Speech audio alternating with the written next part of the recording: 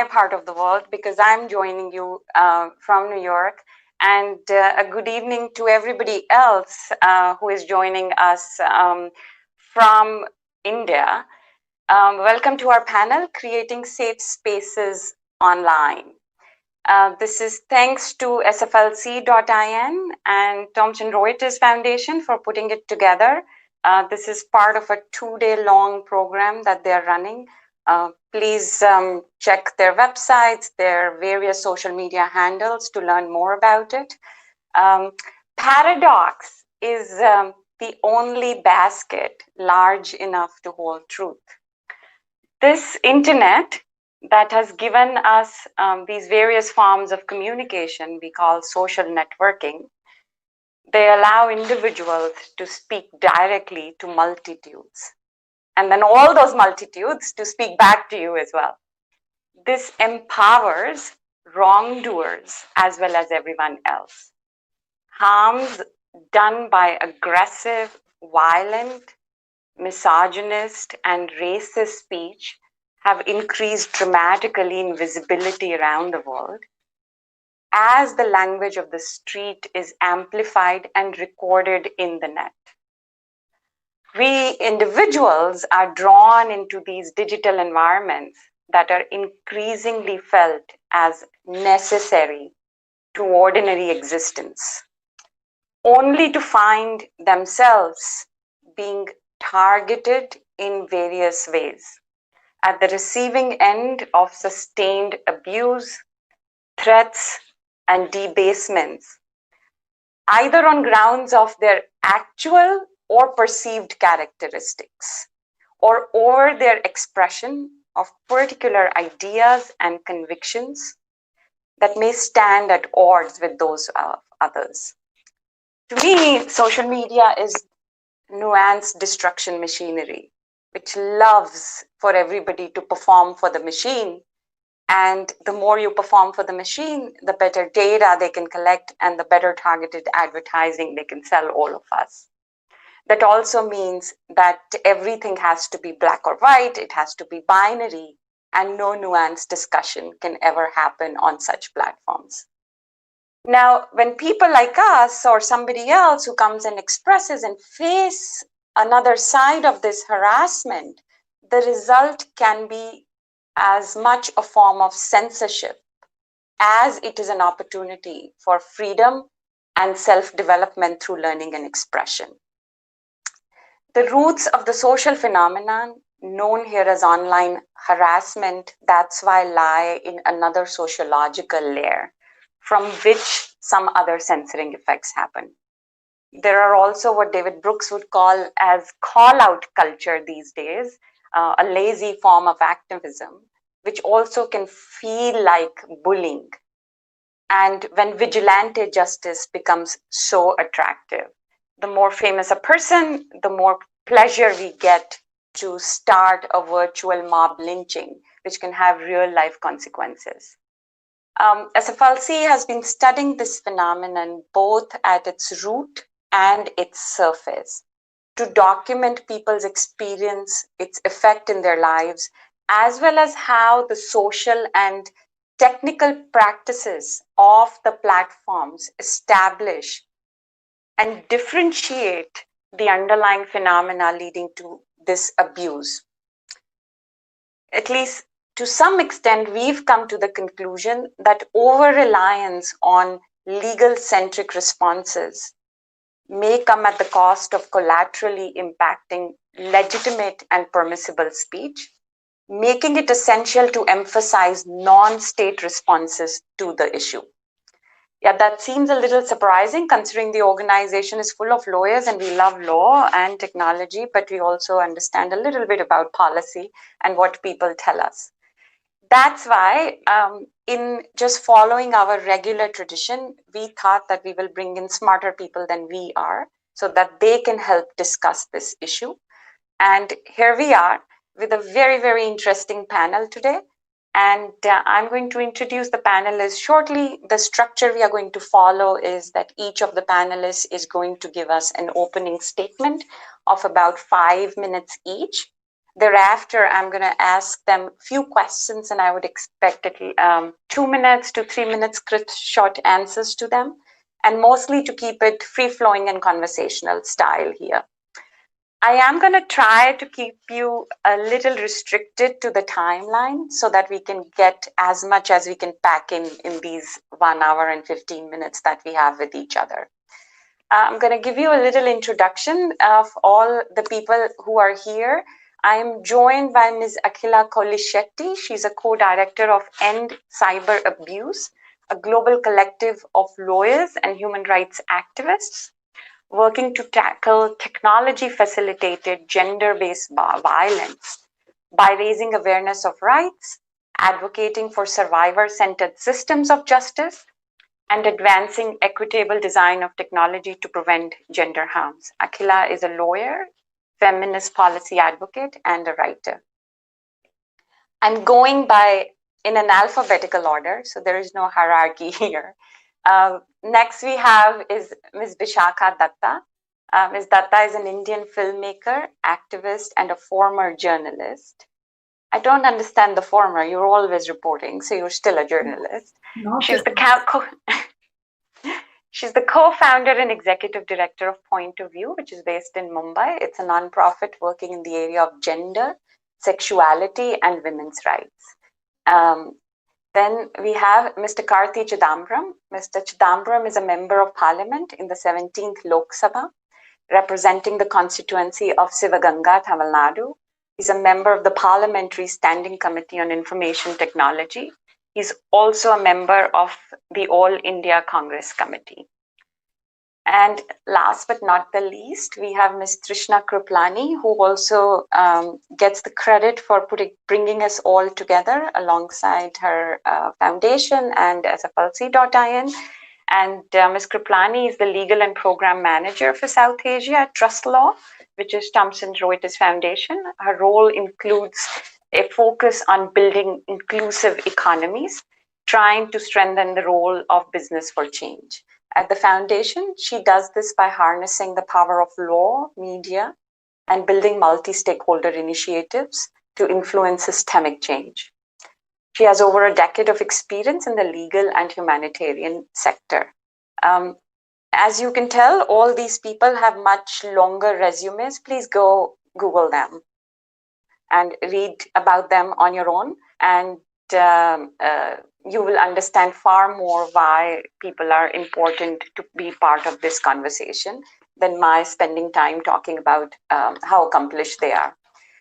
I have been really, for a very long time, and most of my life, also as a person, a woman, a brown woman working on law and tech, been mostly asked to speak as ladies first. And today is my time to say gentlemen first. So I'm going to start with Mr. Chidambaram, or Karthi, as he said he would prefer to be addressed as. Karthi, why don't you start with your opening statement for 5 minutes? And so we can hear your point of view. Thank you very much. 5 minutes is a lot of time for me to fill in. So as you all are aware, I think online is merely a reflection of how we are offline. So I don't think that that somehow online communication or online behavior is more toxic than what's happening offline. It's just that online is a magnifying glass. So it sort of magnifies what's happening because it sort of connects a large section of unconnected people and brings them onto a platform. And you're seeing this as if it's happening in a greater magnitude than what you would actually see in real life or in physicality. But it's truly a reflection of how people actually think and how people behave. It's just that they didn't have a platform for that before.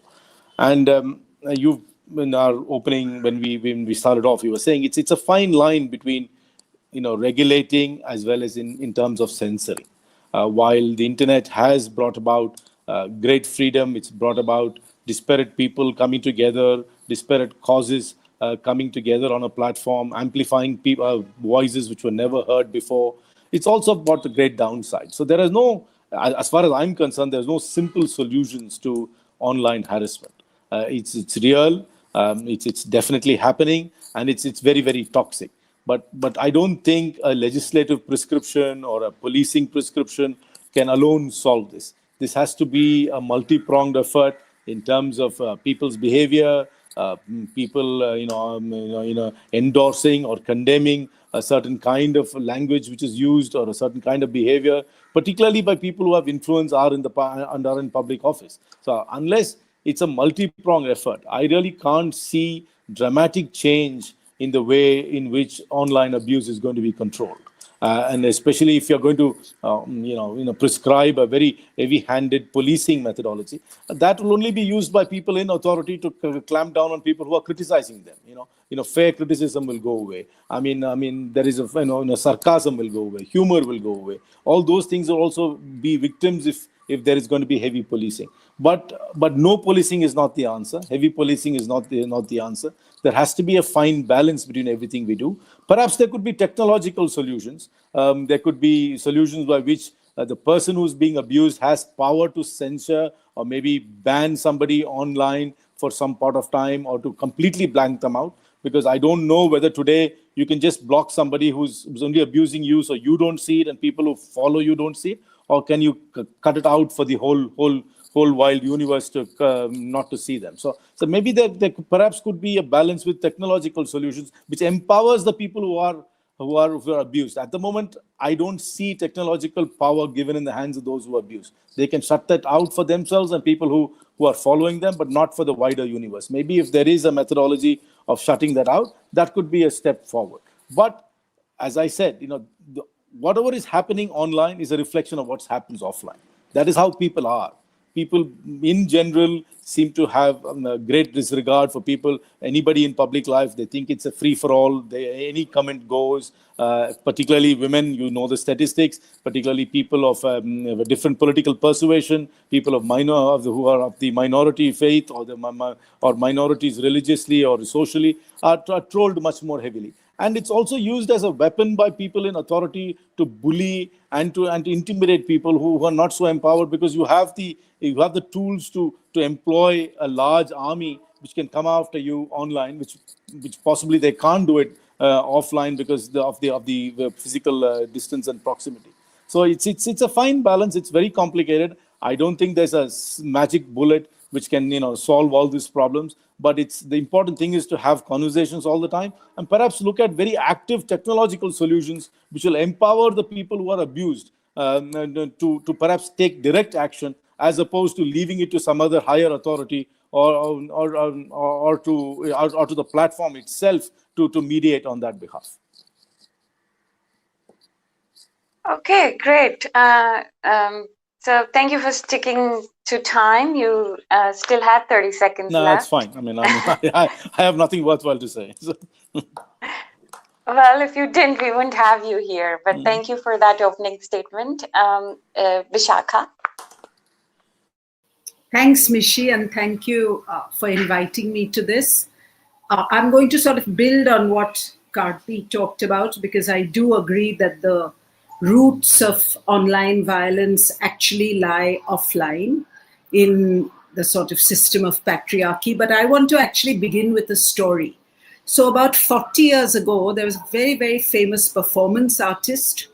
Her name is Marina Abramovich, and she's called the grandmother of performance art. And she did this really interesting installation called Rhythm O, or Rhythm Zero. And basically, she was the exhibit, right? So she was in an art gallery, and she decided that she would just stand perfectly still. And in front of her, she kept a bunch of 72 objects, which were objects of pleasure and objects of destruction. And, they included things like a rose or a feather, perfume, there were nails, there was even a gun loaded with one bullet, there were scissors, so sort of a mix of things. What was really interesting was that this also 40 years ago, even though the internet didn't exist then in quite the same way, or didn't exist at all, people initially were a little hesitant, right? So people went and sort of used the rose or sort of the things which were more pleasurable. But within a few, like once people sort of got over that initial novelty, she basically had all sorts of the most horrendous things done to her in public, meaning at least in that limited public space of other people moving around there and knowing that this was being recorded, including someone taking a piece of wood, right, and parting her legs and shoving it up her, etc., etc. And the reason this always reminds me actually of online violence is because, you know, it's what we talk about, or what we call the disinhibition effect, right? What is it that happens to a human being? And she talked about her experience and how she felt that under certain conditions, almost anybody can become dehumanized, right? Or like dehumanize others. And I often feel when I think about online violence, to be honest, that it's so pervasive, right? And I want to quote Marina actually, where she says that, you know, this work reveals something terrible about humanity. It shows how fast a person can hurt you under favorable circumstances. It shows how easy it is to dehumanize a person, provided the stage, the majority of, in quotes, normal people apparently can become truly violent. That's pretty much what we are seeing every day online, right? This is just like regular human beings, individually, in masses, in cyber troops, you know, with invisible support, etc., are turning into sort of really like weapons of destruction. And so again, I want to think about, you know, things like earlier there used to be a saying called, "Sticks and stones may hurt my bones, but words can never hurt me." I really feel like this kind of saying has outlived its day, because one of the most powerful weapons or tools today are actually words. So I don't want to go too much more into it, but I want us to think a little about what happens to a person when we put them in front of a screen, like what happened to Marina, and also just touch a little on what I see as the iceberg theory, which is what we are seeing is up here, the violence, but actually the roots of it are down here. And so we need to sort of think of an iceberg when we think about gender-based online violence. Okay, great. Akhila? Yeah, thank you so much for having me here, and to the Thought for Freedom Law Center and TrustLaw for organizing this important conversation. And, you know, I want to talk a little bit about the fact that, of course, you know, with COVID-19, the online space has really become our public square, the main space that we exist in now to connect with one another, to work, to go to school, or even have intimate relationships, right? And all of this does lead to the increased likelihood of abuse and harassment. But I think it's important to remember that abuse and harassment in digital spaces has existed long before the pandemic, though I think the current reality has made a lot more people wake up to the fact that this is a serious problem. And, you know, ultimately, regardless of the form of online abuse, whether that is cyber stalking or privacy violations like doxing, we know that abuse disproportionately impacts people of marginalized genders and sexualities. And in India, within that, effects are really seriously felt by, you know, Dalit women, tribal women, Muslim women, LGBTQ individuals who are really targeted for harassment based on their identities. And just building off what both Vishaka and Karthi had said, the online world is really just a reflection of offline spaces. And so when it comes to gender-based violence online, that really has many of the very same root causes as gender violence offline, you know, whether that is patriarchal structures that lead to strict gender norms, you know, rape culture, toxic masculinity. But in the digital space, that kind of abuse is that much easier with the click of a button and the anonymity that social media platforms often afford. We saw that, for example, in the boys' locker room incident, which is just one example of how misogyny is manifesting in online communities and sort of homosocial spaces where boys and men are told because of toxic masculinity that they have to objectify, women and girls to be real men. And so ultimately, I think tackling tech abuse isn't just about legal or tech solutions, as has already been said. It's more fundamentally about cultural and social transformation to tackle some of the root causes of patriarchal violence. I think there's also many misconceptions that online abuse isn't so serious or as damaging as offline abuse. But the reality is it can be just as devastating, if not much more so, when an intimate image or a rape video goes viral online, remaining as a site of re-traumatization. I also want to talk a little bit more about how gender violence online mirrors sort of the offline space.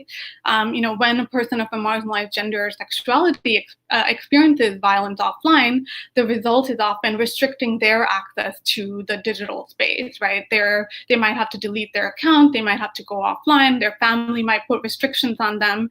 Similarly, in the offline space, women are policed, they're told, stay at home, don't go out late at night because they might be sexually assaulted.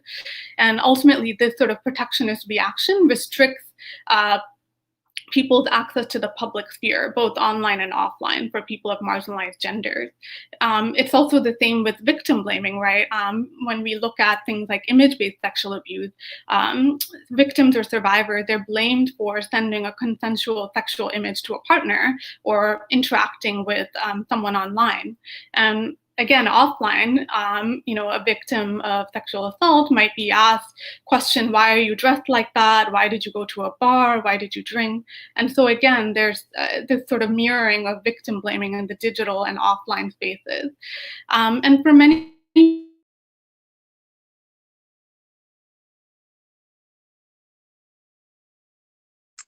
I think we're having some technical difficulty at Akhila's end, and she's been unfortunately cut off. So while she connects again, we'll move on to Trishna. Safe spaces that they might. Oh, she's back. Akhila, I think we're having a little trouble with connection at your end. We missed out the last few sentences you said.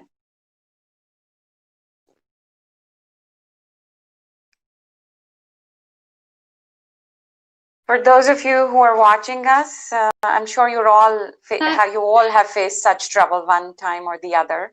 So a little patience is all right. And this is also a good cue for you to have a sip of coffee or tea or whatever in the evening your cocktail is.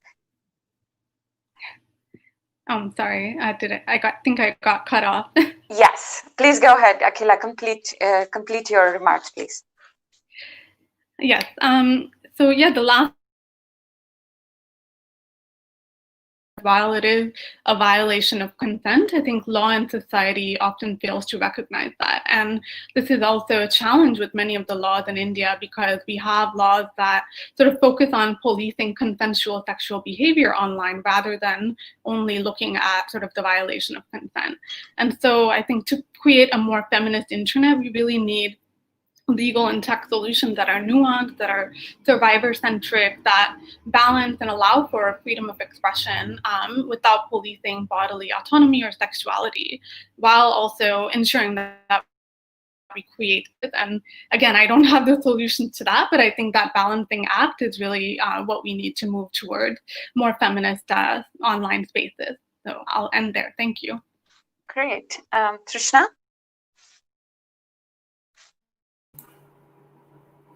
Thanks. Nishi, just wanted to check that I'm audible because I know there was a sound. Great. Yes, you are. Perfect. Firstly, thanks so much to SFLC for bringing all of us together and bringing this idea to the Thomson Reuters Foundation TrustLaw network. And I must say it's a privilege to share this virtual panel with all of you. You've set the background and brought out the nuances so well from each of your opening remarks that I'm going to take a little bit of diversion and build on some of that using some of the work that we have had to do during COVID-19 and these issues posing challenges for member organizations repeatedly. So maybe as a very, very quick background, we're the Thomson Reuters Foundation, and we work to advance media freedom, foster inclusive economies, and promote human rights. We do this through news. So we have an editorial team that's been covering stories quite closely before the pandemic as well as now. We have a media development training where we've been working for over 35 years now to promote the high standards in journalism by training reporters around the world to cover issues relevant to their local context and making sure that they report accurately and impartially. We also work with our wonderful network of members, both on the nonprofit side as well as the legal side. So TrustLaw is the global pro bono program of the Thomson Reuters Foundation. And what it does is it works with nonprofits across the globe, including SFLC. We've worked with End Cyber Abuse as well to provide free legal assistance and free legal research. We also help to convene different initiatives like this one. And what we've had to quite quickly pivot to, which most organizations had to do during this interesting year, is move all of this work, some of it quite sensitive, online.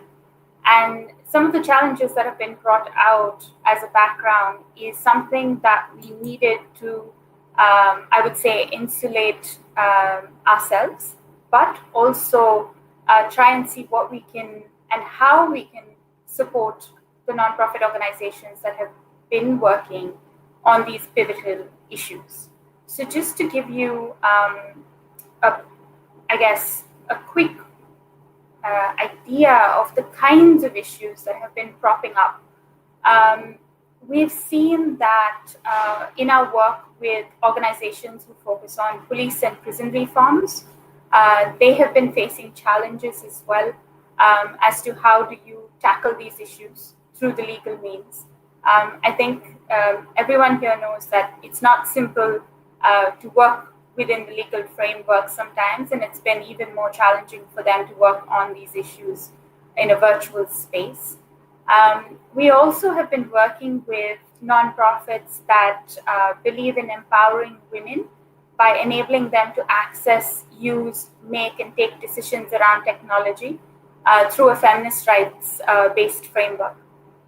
This has included working with them quite closely on preventive mechanisms, so working with them to safeguard by formulating internal policies. So these can range from social media policies, privacy policies. We've also had to work quite closely with them to look at the gaps that exist in the legal framework. I'll talk a little bit about the research in a bit, but I thought something interesting that I could share with you is I think we're also learning about the different challenges that are coming up in this space. And I was at a very interesting lecture last week by the Digital Freedom Foundation. And they were speaking about whether there's a need for a new international framework to tackle digital rights and all of the different issues that are cropping up. Online harassment is something that's being seen, and whether there's a need or a requirement for a special rapporteur to kind of step in and also provide that kind of mobilization. However, it seemed, and I think I tend to see that also in the remarks that have been shared, is that we don't really need a separate legal framework, and we don't want to rely quite heavily on only legal mechanisms. So that lecture basically talked about embedding all of the different issues and the learnings from the human rights frameworks that we see on ground into the virtual space, and working closely with the existing mechanisms to make sure that they understand the nuances that we're facing digitally as well. And it's interesting because I think multiple times I've seen that our nonprofits have come back to us, our member organizations, to analyze some of the work that has existed in India around the implementation of the POSH Act, so the Sexual Harassment of Women at Workplace Prevention, Prohibition and Redressal Act 2013, to see what has been the pervasiveness of that on ground, but also now trying to see what could potentially be looked at from work from home mechanisms. We've also interestingly had to look at a detailed report on proliferation of sextortion over the past decades. And this one is called A Call to Action, Ending Sextortion in the Digital Age. How we do this is we convene different experts through our TrustLaw network. So we have the nonprofits who are pretty much the brains, I would say, and the passion. And they come to us with questions and queries that they may have or ideas of how to tackle these changes that are coming about. And I very much think that they are looking at this from also the cultural and root cause in aspects of it. So when they come to us, they usually need to bring in experts from the legal side to either look at the existing frameworks or make recommendations and so on and so forth. And we've got a phenomenal network of lawyers who are extremely passionate to support out on these different research. So we try to bring them together. Mishi, feel free to give me an indication if I'm running over time. I think you're on mute. Sorry. Yeah, you're already running a little over time. So give me 30 seconds and I will very quickly wrap it up.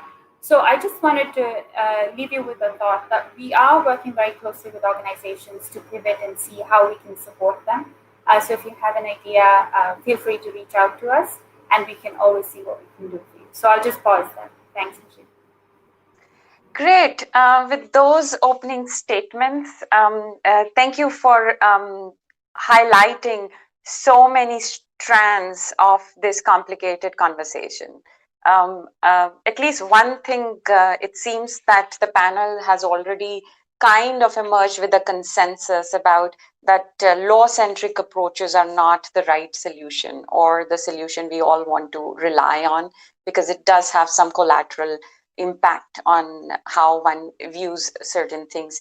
I'm quite interested in this thing, which I would say that in words of Dr. John Schuler is called online disinhibition effect, which is that the nature of an internet interaction is in which people say and do things they never would say or do offline. And that is either by anonymity, or it is because it could be benign, or it could be toxic disinhibition. And because there is asynchronicity, there is invisibility, you can associate yourself, like they would say everybody on internet is a dog, or a cat based on your preferences. Or there's also this minimization of status and authority. Like generally authority figures express their authority through body language, titles, environments, clothing. But even online, even if somebody is aware of that, they're less likely to feel intimidated by authority. We can talk about pluses or minuses of this. But what I do want to go and have a quick round from everybody is that we do talk a lot, or at least the panel is also titled Creating Safe Spaces Online. Who are we creating these safe spaces for? Is it, and that is related to my other question, and you can pick and choose what you want to talk about, is that how are our online experiences different? Are they different based on our age, our gender, socioeconomic background, location, our sexuality, our culture, politics, and profession? Especially in India, where we have seen weaponization of social media by political parties for a variety of reasons. And does that have any impact? And I also would like to understand a little bit about, is online harassment gender agnostic? and why I ask this question about is, who are we creating this safe space for? Because kids, young adults, people of various preferences in terms of sexuality, people who are marginalized, as well as power brokers, as well as people who have actual powers, are all collecting and gathering together on one platform and speaking, like Karthi said earlier, also about the fact that people who are in public life are always there, people who are just not holding any kind of a public office are also there, but using it for different purposes. When that happens, so for whom are we creating this safe space for? And obviously that would vary based on that answer. So pick and choose, and we'll go to each of you to understand what your views are, whichever question you want to answer. Again, Bishakha, do you want to go first? Okay, let me try and go with the safe space answer, right? Who are we creating it for? So I think one of the things is my analysis of all spaces is based on power, right? So when we are trying to create safe spaces, it is really for the person who has the least power in that space, right? Because people with relative privilege, or, at the sort of upper end of the privilege spectrum, can sort of, after a point, fend for themselves, right? And I'm not talking about privilege like as one kind of privilege, right? So, but what I want to say is, like, for instance, let me give you an example. For me, it's really important that when we talk about online harassment and abuse in India, that it's not that the solutions or the space is not only safe for people who speak English, right? One of the biggest things we know that's happening in India is actually that the internet the Indian language internet is growing much faster actually than the English language internet. And that is considered the future of the internet, particularly mobile internet. There was a little firework that just went off near my house. In case you heard it, okay. But so what I wanted to say is that we have to think about an intersectional safe space sort of thing, where we take, like, language. Is the space, a place where somebody, say, who speaks in Tamil or who speaks in Marathi or in Gujarati, or even, dialects, are they able to not just express themselves in the space, but even find remedy, or even find ways to deal with abuse and harassment, right? So I'd say language is a big one for me, actually. I think the other thing is, there's no doubt, like, caste.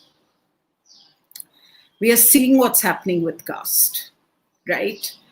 We know that platforms like TikTok have mobilized caste very, very heavily, right? And have actually helped to create that caste division. So again, to me, the platform, a safe space means that somebody who's Dalit, feels that they have some way in which they can speak up about their concerns in their language, in their idiom, without feeling either like stupid or, like unbelonging, or somehow that they're. So that, to me, it's always about the people who have less power. And in my opinion, if we create spaces for safe spaces, through multiple mechanisms for those with the least power, it's sort of the canary in the coal mine argument. Automatically, that means that, others will also enjoy the benefits of it, right? But great. I'm going to stop you there because of just time, but I understand the analysis for you is based on power. Karthi, I'm going to come to you. You do sit at that intersection of great privilege. You're an English speaker, you're a public authority. I would also like to understand, is for you online harassment gender agnostic? What is the role of politics in this harassment? And also, Have your views developed over time on what people can say to a public authority online or not? And how do you see this as now a person who's part of a committee also trying to find solutions which are already so complicated? I think you're on mute, or at least I can't hear you. Okay, can you unmute yourself, Karthi? I still can't hear you. Okay, Raju, can we have Karthi unmuted centrally, because he's still being shown as muted.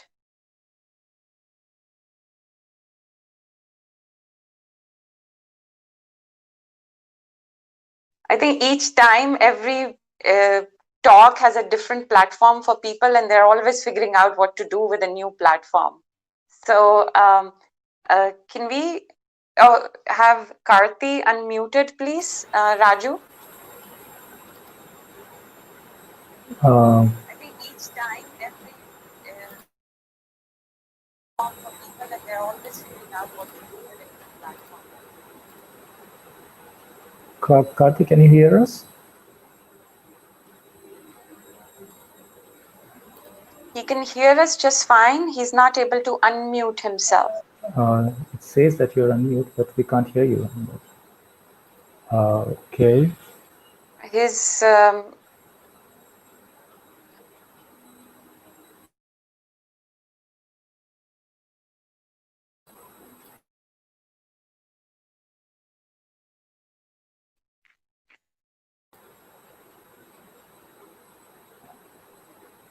Raju, can you please figure this out? Because he shows muted. His box also shows muted. Sure. Karthi, could you try reconnecting? Yeah, just end the meeting and start join again. Okay, in the meantime, we'll move to Akhila. Akhila, I think you've written about something which Indian audiences are pretty familiar about, like the boys' locker room thing. We can obviously, there are different stories and versions of facts about it, but it also tells us that, again, different age groups are collating online. And how does that work out?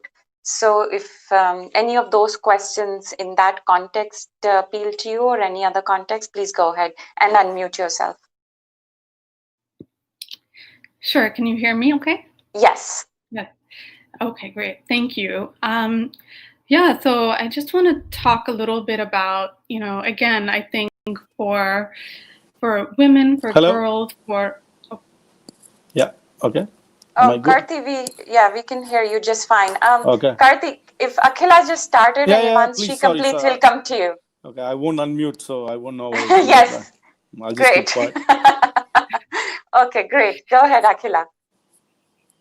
Yeah, so I think certainly for women and girls and for people who are, gender non-conforming, for LGBTQ, the internet sort of remains one of the free, safe spaces for them to convene, to discuss, their views. And the offline space may be incredibly dangerous for people who don't, present as cis, in society. And so that means that many communities find the digital space a space where they can freely express themselves and have bodily autonomy, express their sexuality.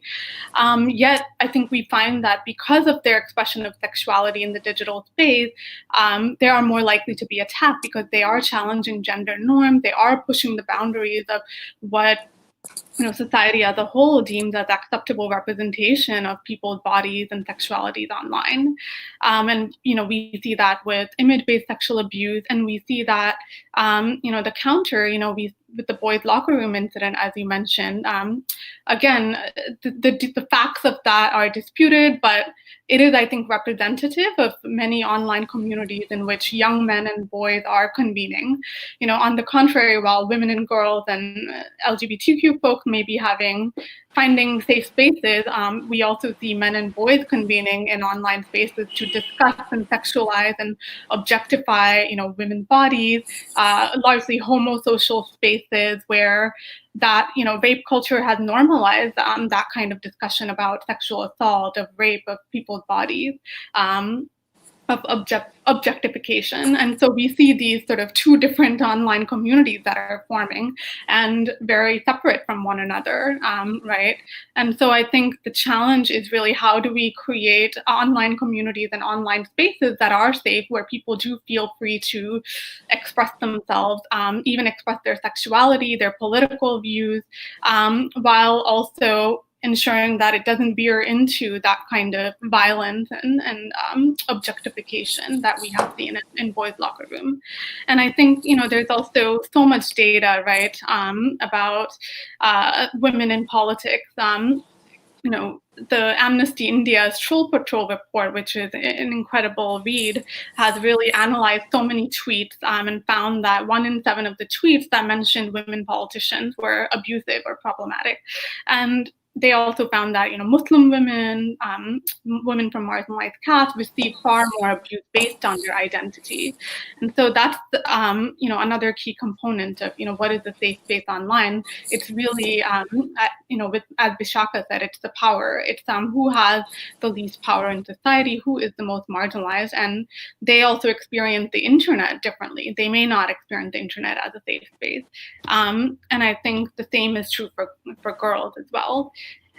So yeah, I think that one thing I want to note is that if we do focus on creating an internet that is a safe space for the most marginalized in our society, it benefits all of us ultimately, right? So if we focus on designing the space for those communities, it helps all of us and creates a more, a more feminist and a more safe internet.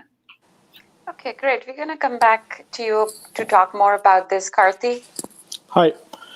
Can you hear me now? Yeah. Yes, perfectly well. See, you're asking me about my personal experience. I'm not very active in social media other than being on Twitter, and because I'm in politics, and also because I am somebody who's rather much more well known than me, son. So I get trolled a lot. I'm attacked because of the political party I belong to. I'm attacked because of my last name.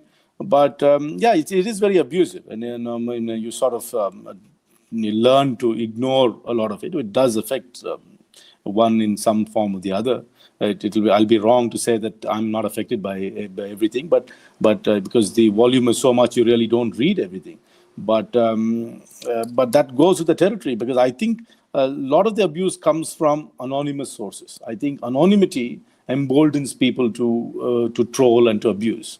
Perhaps one of the ways to go forward is to not allow you can't comment anonymously. If we can come to some sort of a mechanism in which if you have to write something or to a particular person or to comment about it, maybe you could take anonymity out. But then the flip side is, if you do that, would it completely insulate people in position and power, and nobody who's not as powerful as them can ever can come, even fair comment will go away. So it's a very difficult thing to police or to regulate, and it's a systemic problem. I really don't see this thing going away, and also because of the imbalance in power, sometimes people think that this is the only way they can get at somebody who's in power. And they just sort of get it out of their chest. But I think Vishaka was right. A lot of them, even though while I think that online behavior is a reflection of what you are offline, they won't dare do it offline because the repercussions are perhaps immediate, or perhaps they won't do it in a street. They won't go and call somebody by their caste name or abuse them because of their religion on the street. But even though they feel it, they would do that more online, because the anonymity and the protection which they perceive to have online emboldens them to do so.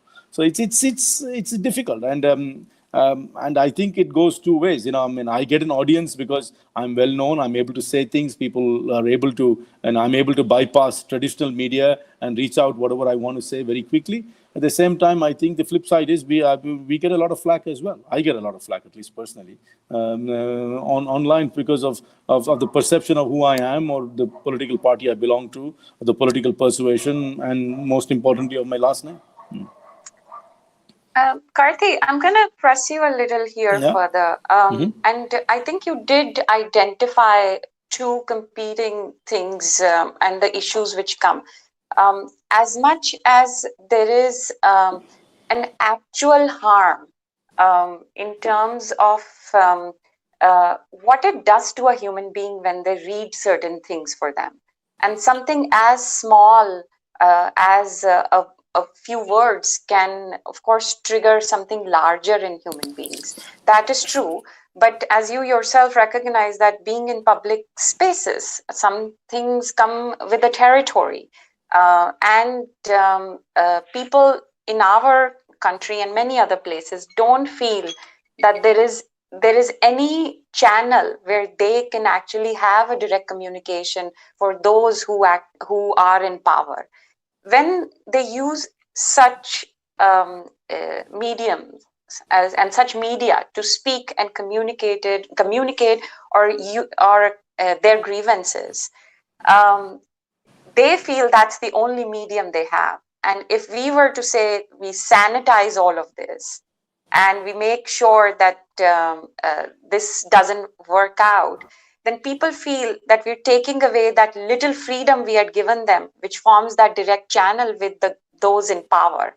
And I'm as appreciative as I am, but do you think there need to be different standards for those who are in public authority than perhaps me as a person who's just out there? But you see, 2 points. One, I don't think they're really, airing their grievances alone. I mean, let's be very clear. It's not, I have a grievance, I'm appealing to a public authority to look after my grievance. A lot of it is pent-up angst. It's ranting sometimes. And it's just that it's also, ideological or a hate which comes out because somebody belongs to a certain political persuasion or an idea itself. So let's not somehow think that this is, if you're going to somehow regulate this, that public grievance redressal is going to get affected. It's not. Public grievance is a completely different mechanism. People do reach out through online forums to air their public grievances, but by and large, it's not really a forum to reach out for public grievances. It's more to air your views, and it's a lot of it is actually pent-up angst. I mean, I understand why they're angry. I understand. I mean, particularly in a country like India, where I am a great beneficiary of this dynastic politics, as you would say. I know I wouldn't be in parliament had I not been my father's son. I know I wouldn't have gotten a ticket to contest in a political party, and I wouldn't have been elected. I know that very clearly, and I know that most people fight against the odds to come up in life, and when they see people who are privileged, quote unquote, there is a certain angst. And I would feel exactly the same if I wasn't where I am. I understand that, but there is also systemic abuse. There is consistent abuse. I could speak about my own. There are some times when I know when I write certain things, I would get a response in 2 seconds. Because there is obviously some mechanism or some infrastructure waiting to respond to people like me. Because it's been set up by, I don't know, a rival political formation or a rival ideological formation. They seem to be ready at any time of the day. I would get it within 2 seconds. So there is, but I don't think we should simplify it by simply saying by regulating it or by putting in some mechanism to censor it or to put some order into it, which is not easy, that you're going to take away public grievance redressal. I really don't think that this is, the public grievance redressal is ever going to get affected because you're going to put in some mechanisms to moderate abuse or to regulate the kind of things which happen. But it's not easy to regulate. It's not easy to regulate at all. I think if you attempt to regulate, you might actually remove fair comment. You might actually remove sarcasm. You might actually remove self-deprecating humor. You might actually remove a lot of things, which we are also very sensitive. This is a country which is sensitive about everything. We are sensitive about an ad. We are sensitive about an actor possibly going to act in a movie portraying another character. We are the most hypersensitive people in the world. The very few communities within India have the ability to laugh at themselves. We take offense to everything. We are easily offended and we are fought. That's where we are. So. Okay, great. Trishna, I'm going to come to you. In a country which loves taking offense at everything, and where organized political trolling is now capturing so much of the narrative and the conversation that we tend to only concentrate on that, and some topics control how we even view various platforms. What do you think? Who are we creating these safe spaces for? And does that mean we are balkanizing the internet? Let's have one safe space for public authorities because they don't want to feel certain way. Let's have one for people who identify as women. Let's have one for cisgender. Let's have one for kids. And we can have, like, again, apps rule the world, 600 different apps, and everybody does whatever they feel like. And then we forget the power which also these platforms have offered in bringing movements like the Me Too movement, which would have never come. Some of the whistleblowers who've been able to use internet as and highlight certain things. What do you think? And please unmute yourself. Thanks, Mishi. I think this discussion is really interesting because we're hearing many sides of it, right? And I tend to agree with some of the remarks about who are these safe spaces for. And at the end of the day, what I'm hearing is people. We're talking about people. And at the beginning of this particular session, we talked about how the dynamics of in-person get mirrored online. So when we started talking about safe spaces, for us, it was about the people. And because of COVID-19, we lost access to directly and understand the issues that our members were facing. So we needed to find a way where we could still connect and understand these issues.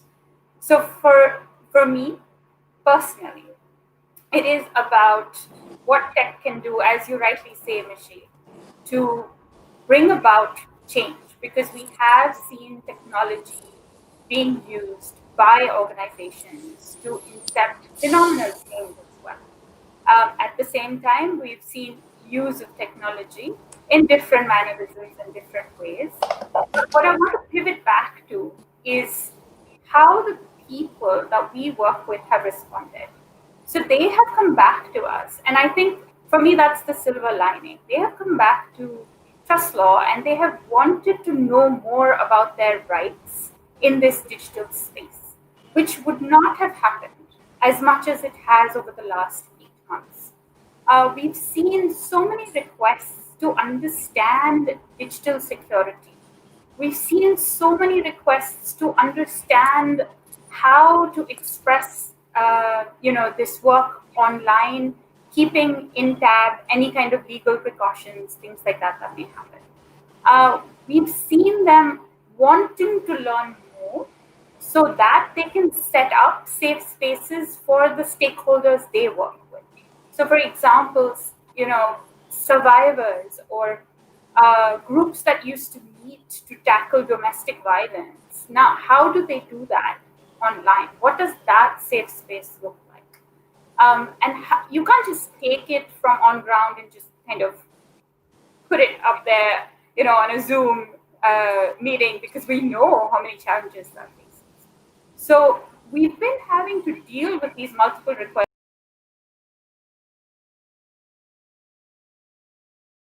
Honestly, we're still navigating through that. Great. This is a good segue to get to the next, or the mechanisms. Sorry, I'm losing my chain of thought because this platform keeps telling me whether the live streaming is on, whether it is off, whether your mic is on, blah, blah. And there are like so many platforms. Although this is my favorite, but still, I would say, what I was going to say is this is a good segue to go to figure out if there are any solutions, or there are all these conflicting problems where some of us will agree on everything, and Some of us will disagree on a few things, and there are different ways to understand. These mechanisms, I want to ask a few questions. I am watching from 2011, and Karthi, you'll find obviously this interesting is that when parties are in opposition, they are on side of free speech and expression and all of this. When they are in power, things move in a different direction. But there is a degree. There's a degree in which we yeah, the dial. So and this has happened because when I first did an intermediary liability thing, it was 2011 when UPA was in power. Okay. And then the current ruling party was all about free speech and expression and privacy and everything. And we've seen how things have completely turned in a lot of ways. And that time also, what was happening was not what a free speech and expression enabling internet would have thought about. But there has been this knee-jerk tendency always to say, oh, let's take away anonymity of everybody. And anonymity does have a lot of impact on how privacy is. And privacy means this freedom of thought, that I can just think for myself and I can read something without somebody always watching over my shoulder about what am I reading, what am I thinking. Then they're all related. And a lot of people who do use internet for bringing out things which they would not be able to use traditional channels, like the fact that there is anonymity, but obviously turn it on its head. And whether it is online harassment, which takes different forms, doxing, non-consensual pornography, or any other such things. What are the ways we can think about some of the solutions? What roles do platforms have to play here? These platforms, whether TikTok is just banned because governments love knee-jerk reactions and thinking, okay, sledgehammer for everything. But there are platforms like Twitter, like Facebook, like ShareChat, like various other things. Are there clear reporting mechanisms? And are they responsive to address the issues at hand? And also, what kind of regime do we want with these platforms to ensure that there is timely response and justice, but there's not private censorship?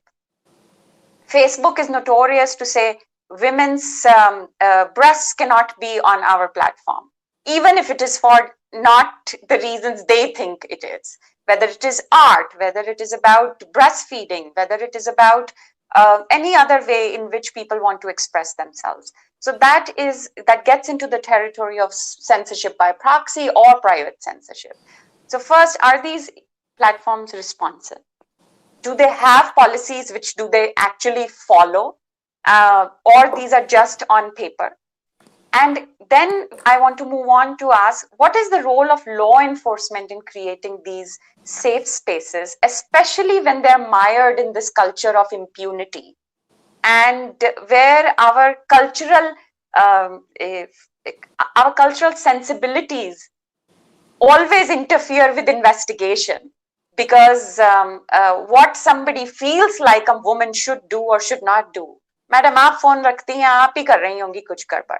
And that translates into how the investigation is going to happen. Do we need procedural changes or do we need legal changes? And so I'm going to start this time with Akhila. And Akhila, you have 2 minutes to respond to any of these.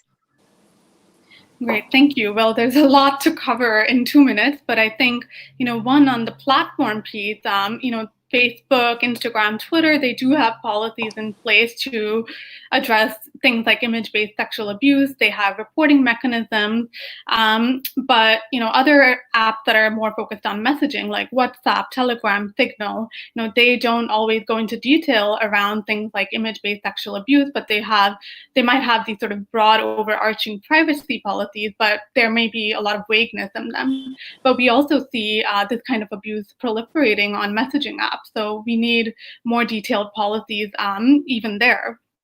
And I also want to say that, just as with sort of offline sexual assault or abuse, there's often a focus on, reporting after something has happened, right? And that's what most of these policies are focused on. They're focused on after the abuse happens, how do we report it?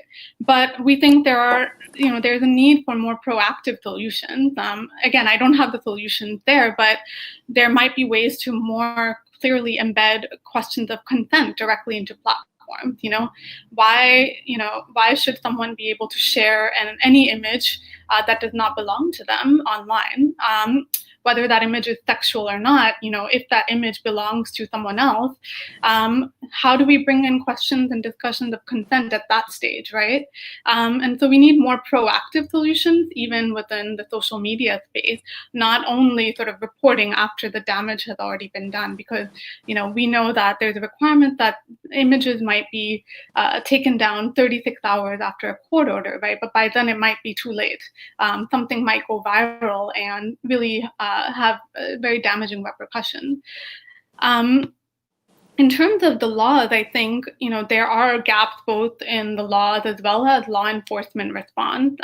In terms of the laws, when it comes to image-based sexual abuse in particular, there is a provision in the IT Act, Section 66E, that does address it. And that has a good practice, which is that it is framed around consent. But at the same time, there are sort of other laws, IT Act 67A or 67, which focus on, policing, bodily autonomy and sexuality. They focus on obscenity. And that is about saying, what kind of image is appropriate or not. Like you said, an image of a woman's breast or a sexual image, even an image that someone might send consensually to their partner, like that might be criminalized and has been in the past, right? So I think that deters a lot of survivors of this kind of abuse in particular from being able to come forward because they feel that they're going to be shamed, rightly so, for sharing that kind of image of themselves online. And there's also a lot of gaps in sort of many laws are not gender neutral. They position only a woman as a victim, which, as we've spoken about, gender violence is prevalent, but at the same time, people of other genders and all sexualities can be impacted. So we need to make sure that these laws are gender neutral as well. And finally, just very briefly around law enforcement, I think, again, there is sort of this victim blaming for sending intimate images or for expressing yourself online, like, why are you on this platform? Why are you sort of exposing yourself in this way? And in many cases, survivors have felt shamed by that and haven't properly gone through the reporting process. And anyway, very few survivors of this kind of abuse go to the police in the first place because they feel that they are going to receive this kind of negative response. And so we also need alternative solutions outside the criminal justice system. Like, we can't only rely on criminal justice when some communities are, especially like we talked about, people of marginalized sexualities, the LGBTQ community, again, they experience really negative impacts at the hands of law enforcement and might be less likely to report. Okay, I'm going to stop you here and we'll come back to this. Trishna? I'm going to, just because I am a lawyer and I can't refrain from it, but I am going to pick up on that thread of, the use of law. And I think the law needs to be used as a tool to infect social change, as opposed to being seen as a cure, because it's not preventive in nature to the extent that it ought to be. There are different theories of punishment. We can go into that, preventive, deterrent, but I'm not going to. But where we reach the criminal justice system at this point is where an offense has already occurred. So in one of my previous roles as a criminal lawyer, I know that by the time the offense reaches the lawyer and it goes further, a lot of different issues have happened, and perhaps there could have been preventive measures that may have been more useful. What I'd love to reference here is the framework of the UNGPs, which is basically the framework of protect, respect, and then remedy.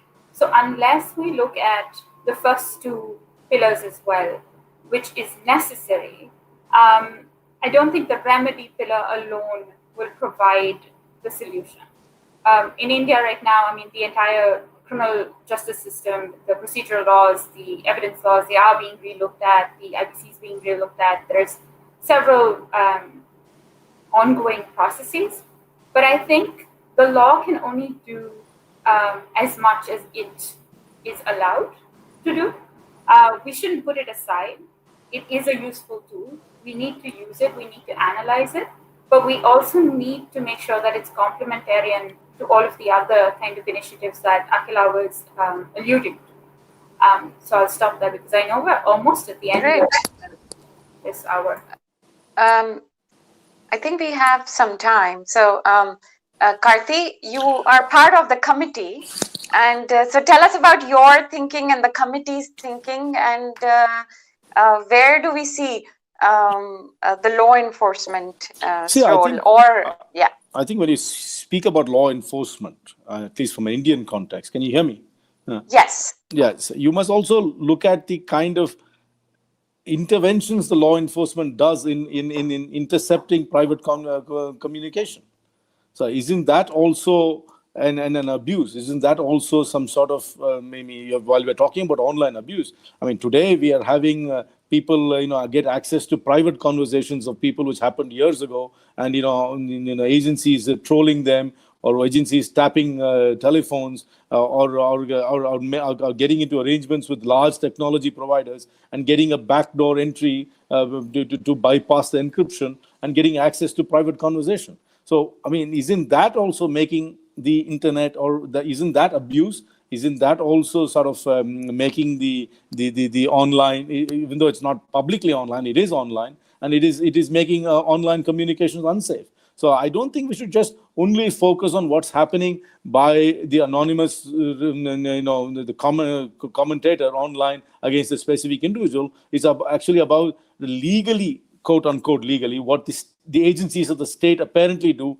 in national interest or in the interest of security, which I think is a great abuse. I mean, as somebody in the opposition, there's not a single person who's in the opposition today or in the press today ever makes a phone call. We all only speak over the internet. Even that we are not sure whether it's safe or not. I mean, the minute you call somebody, they say, are you on WhatsApp? Are you on Signal? Are you on Telegram? That seems to be the first thing you ask people. Why are we living in an era where there is so much fear to have a normal phone conversation? You always want to have it over, quote unquote, over encrypted platforms. Even that we don't know. Now we suddenly see, WhatsApp chats being revealed, and people of 2017, and then law enforcement agencies, foisting cases on people. So there is, while we talk about online safety, I think we should also talk about the behavior of government agencies as well. So, and as far as the committee is concerned, the committee is only recommendatory. We really have no power. I mean, we can call a lot of people in front of us. We are happy to call. I mean, we can ask you to come and give your statements, which we will collate and give it to in a nice report to Parliament. But the way Parliament is today, nobody reads anything. I mean, whatever laws the government wants to pass will pass because they have a brutal majority, and that's it. So let's not kid ourselves as if we have some sort of a great intellectual work we're doing, which people are going to consume. That's not going to happen. So. Karthi, thank you for actually highlighting two of the issues. The first one, of course, this sanctity of private communication, and also for saying that just because this narrative of, oh, you must have something to hide, that's why you shouldn't ever be having these private communications. But the second point, let me ask you one more thing before we go to Vishakha. And I know we're running over time, and but I just want to ask is that, so why doesn't the committee start holding public hearings? You don't have the power, I understand. But by law, there is no provision. It's the idea to have private or in-camera hearings is because when we call officials, they should be able to speak their mind. We call a lot of bureaucrats to depose before us, and they're supposed to speak their mind, divorced from the political masters, which is the government, which is the ministers. So that's the reason why it's private and why it's in camera. But we can't even have it online. I mean, during this COVID, we couldn't have a meeting because the provisions don't allow you to have a meeting outside the premises of Parliament. So unless that's all amended. So unlike the American Senate hearings and things like that, I wish we could have that. It'll make very interesting here. I mean, the things we hear in those meetings are interesting stuff, but unfortunately I can't divulge them, and it only has to come out in the form of a report, which is couched in very, very, bureaucratic language. So, Well, on that very encouraging note, where even the powerful seem powerless at the hand of what's right now happening, let's move to Vishakha. So this was really interesting, actually. I'll just add a couple of things. One is anonymity. I just want to say that, again, it's really like a knife, right? You can use a knife for cutting vegetables. You can use a knife to stab somebody. So we do find that, we tend to talk much more of disinhibition, because we also find that a lot of queer folks, etc., right, just cannot get online unless they can create what we call alternative profiles, because they're created not to dupe other people, but to really protect themselves, and they need anonymity for this. So there's lots of, I think in terms of the responses, we are stuck at that moment where we know the problem and we are stuck with just one set of solutions, and we somehow never seem to be able to get out of that. So I want to talk about 2 or 3 things. One is, in 2005, one of the most successful laws to deal with domestic violence was actually passed, but it's a civil law. And it's called the Protection of Women from Domestic Violence Act. And it completely changed the equation, and many, many more women turned to this civil law, which is run by the family courts and things, right? Because they didn't want to criminalize their husbands or family members. So this has really made me, and there are numerous studies about it, right? Like really showing what it accomplished. So one of the things, sort of the blind spots in our thinking when it comes to law, in my opinion, is we never think about civil laws. It seems like civil laws have just vanished off the map. We automatically equate law and criminalization. Yet there are many things that can be dealt with by civil law, not rape videos, right? Which are a violation of consent, like time and time again, creation, distribution. But there are certain things that can be dealt with by civil laws, or at least we need options. The second thing I want us to really start thinking about is, why do we not think of economic penalties? Why do we not think of fines, right? Like, we're just too stuck in thinking one way. And what I'm trying to say is that, every single offense does, there are things which can be considered like, the US equivalent of a misdemeanor, right? Or a minor offense as opposed to a major offense. So I'm not at all talking about trivializing things, or I'm not even saying we should have a hierarchy of offenses, right? But I am saying that we could deal with things a lot better if we had a little more imagination and had many more tools at our disposal outside of these. I think the other thing also is just, shadow justice systems, like women's groups have been really good with what are called Nari Adalats, community-based systems, where the community gets together and decides. So I think we need to basically think outside the box a little bit. That's great. I think, Vishakha, thank you for highlighting that one part. I have a paper in my drawer, a law review article, which compared how India's legal system is a problem because damages are not awarded as often as the US. And as a lawyer who practices in both the jurisdictions, I have seen that the tendency of our legal system is always to say cognizable offense, non-bailable 3 years, starting from CEOs, which is when the Avnish Bajaj case happens and this entire thing of intermediary liability happens, that for everything, we have 3 or 4 fixed things when we write legislation. Always have somebody to put behind bars because we need a throat to choke. Always put retired High Court, Supreme Court judges in charge of something, then add more and more appeals to it, and never award damages. So when torts or civil law, as we talk about, that is a big deal in several of other litigious countries. US is a litigious country, but damages is a very big part. And to avoid those, a lot of things do happen. As lawyers, we don't go to court as often as one would go in India. So to have that imagination is really important. Not to think about it only in terms of police and law enforcement is important. And of course, these various ways, when you don't find recourse, you figure it out community ways. I would say SFLC.in in 2016 started a campaign. It tells you how we failed completely that time when I used to be in charge. It tells you about my competencies, but it was called Keep It Civil. You can have a conversation. Can you be civil about it? You don't have to use a litany of profanities to tell me that I am whoever I am or you disagree with me. And it was just to keep it civil. It didn't go anywhere. Of course, things went in a very different direction, but we still carry on with that. So, and a lot of people, such as Point of View and other people, have come together to say, if one person is harassed, how you can actually rely on a network who will also come to your rescue. Now, I know we are over time, but I really want to address this audience question which has come. If all of you can just take a quick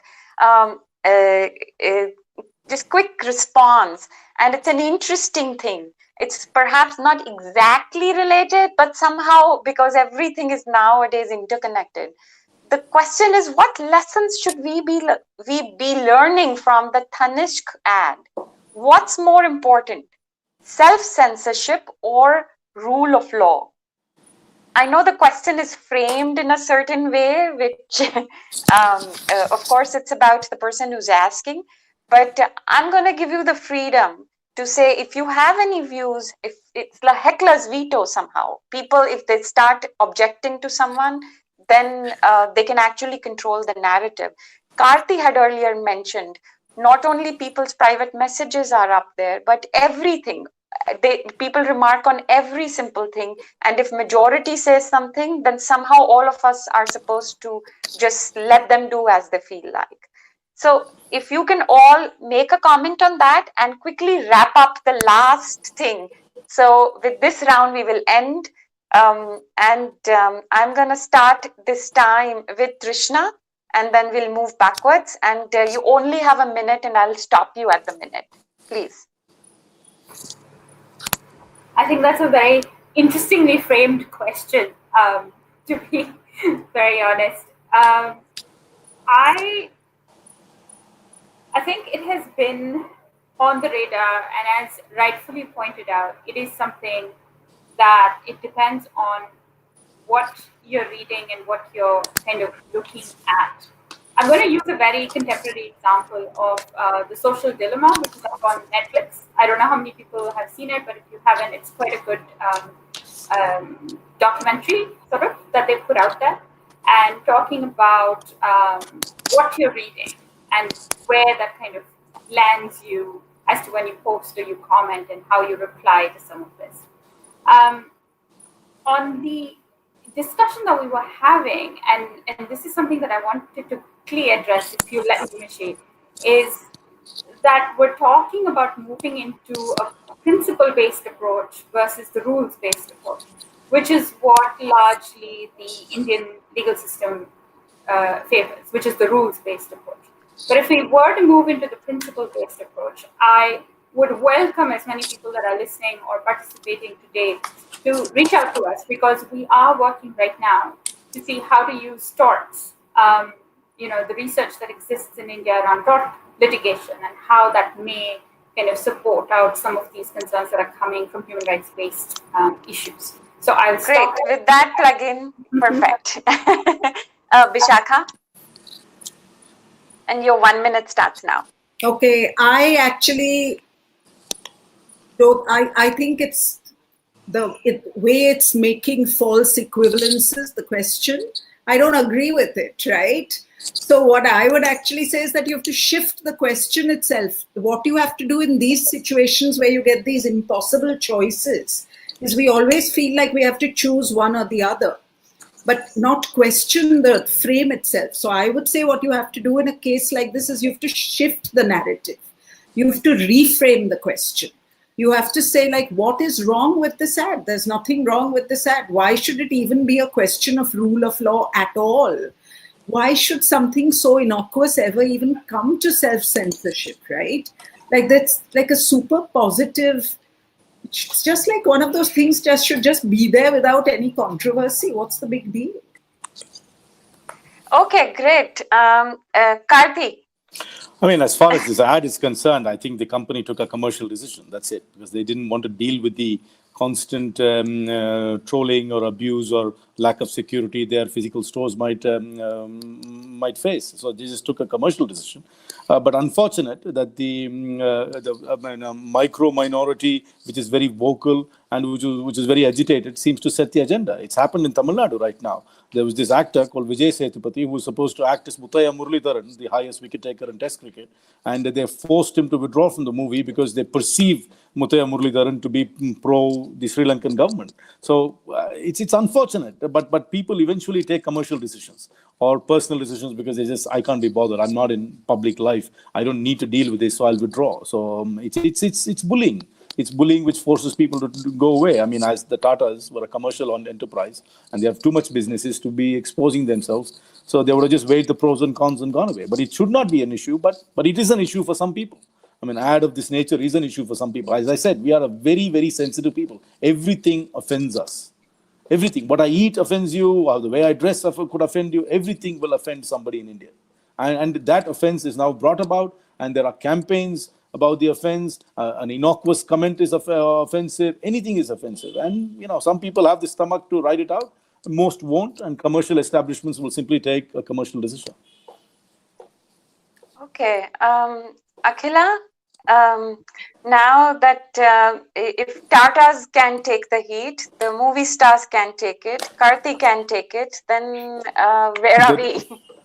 No, the Tatas and the movie star did not take the heat. I mean, they walked away. Right, as I said, they can take it, and then you gave the example of a movie star, and recently I would say somebody sent this to me from India. A law school had put out an advertisement saying, "Did you want to be Harvey Specter?" Or they put out a litigator, an Indian actor who's played also a lawyer. And people got offended, and I did not know why were they getting offended. But the right to offend and shock is supposed to be part of free speech and expression. But Indians love to cite their own First Amendment, which is reasonable restrictions, because everybody wants to control. So, Akhila, over to you. Well, I think both Vishaka and Karthi, said it well, that this can be seen as a form of cyberbullying, right? But I think more broadly, it brings to mind, the fact that we often question the freedom of speech and expression versus things like safety and privacy. But we also have to consider that when marginalized communities, marginalized genders are attacked online, that ultimately forces them to self-censor themselves, right? It restricts their access to digital space. And so that's limiting their own freedom of speech and expression. So when we think, if we're a society that values free speech and expression, we also need to be concerned with eradicating this form of online abuse and harassment. You can't really pit the two things against each other. Addressing safety and privacy is part of also creating a free environment online for safe expression for everyone. So I would just end there, and thank you. Okay, great. Thank you, everyone. I want to say that online harmful speech in general and harassment in particular are complex areas. Would be an understatement. Blurry boundaries, overlaps are characteristic of this domain. But thank you for bringing such vibrancy, candor, honesty to this discussion. Also, as is common in a lot of complicated issues, you did not just stop there, but highlighted what could be some imaginative solutions. I am very grateful. Karthi will take you on your invitation about bombarding the committee with comments, even if nobody reads them. Yeah, absolutely. And I will say, please see Trishna's great work as they're trying to see how to use tort law. Vishakha's work at Point of View. Akhila is doing some excellent work. Please see their website, and there is some very interesting stuff which is going on. SFLC.in, as you know, works on the intersection of law, tech, and policy. And because we are people who love complexity in life and everything which is difficult, we love to do that. So write to those people at sflc.in, join the conversation. The more we discuss it, the better ideas would emerge. And let's not let this minority, as Karthi said, capture all the narratives and hold everybody at ransom and our own democratic rights in their hands through this heckler's veto. Let's at least be there, out there, and get more inclusive and diverse in our voices and continue to learn from everybody who's trying to teach us, other than the ones who are trying to shut down voices. Thank you, everybody, for joining us, and hope to see you soon. Have a great evening, and I'll go get my cup of coffee and start my day. Thank you very much. Bye-bye. Bye-bye. Thank you so much for joining. Bye-bye. Thank you, Radhika. Thank you, Raju. Thank you everyone for joining. Thank you so much. Bye.